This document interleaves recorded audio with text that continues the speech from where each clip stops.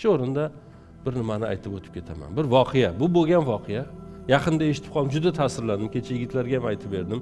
Ular ham ko'p foyda oldik deyishdi. Bu yerda aytib bersam ham foydali bo'lsa kerak deb o'ylayman. Chunki bu yerda ham uylanmaganlar juda kam bo'lsa kerak, lekin ukalarimiz orasida bor. Qiz chiqaradiganlar, o'g'il uylantiradiganlar ko'pda endi baribir bu yerda. Bir kuni deydi, uylandim deydi. Biri. Uylandim. Meni ota-onam chet elga ketdi. Biz kelin bilan qoldik.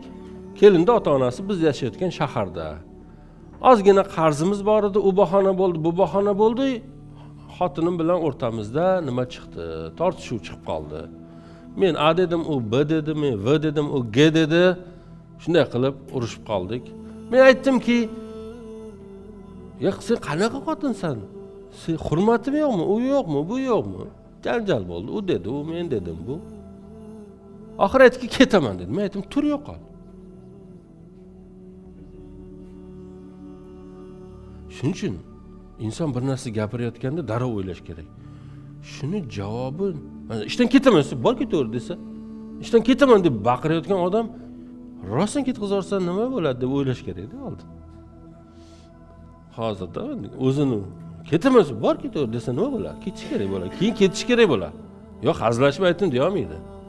U kelin ham uyga otamga ketaman desa, bu ham tur yo'qoldi degan. Bor ket degan. Aytadi, orada qish payti qor yog'yapti, oradan ozgina vaqt o'tgandan keyin qo'ng'iroq bo'ldi. Qaynonam qo'ng'iroq qilyapti. Bolam siz falonchimiz? Ha, falonchiman. Sog'misiz, salomatmisiz? Ha. Bizning eshigimiz oldida bir ayol turibdi. Menimcha u sizning xotiningiz bo'lsa kerak. Lutfan, xotin sizniki. Olib ketsangiz shuni. Biz uyga kirgizmadik uni.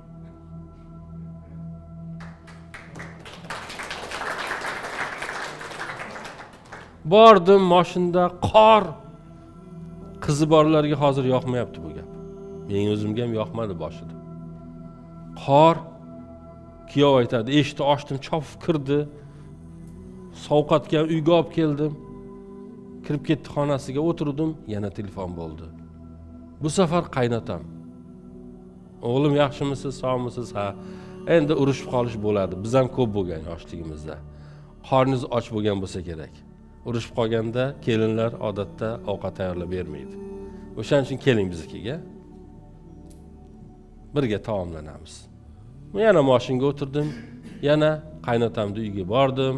Qaynonam dasturxon yozdi, o'tirdik va kechki ovqatni yedik. Kechki ovqatdan keyin shirinlik keldi, undan keyin qahva keldi.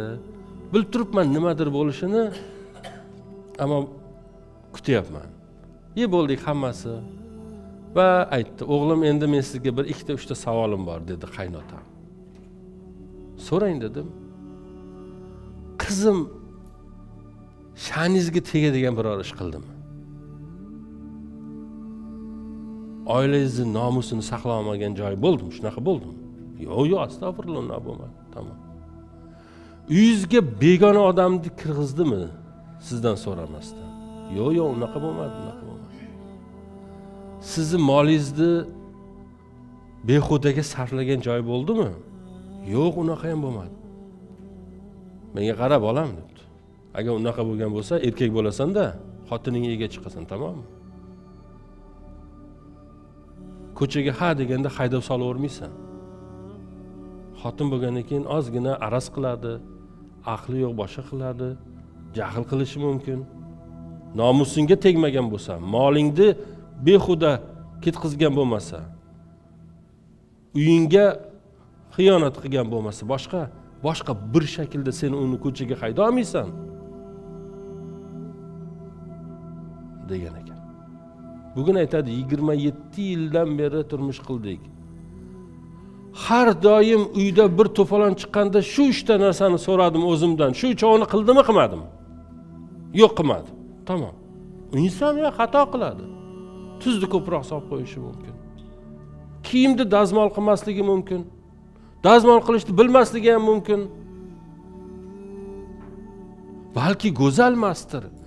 Inson go'zal bo'lmasligi ham mumkin.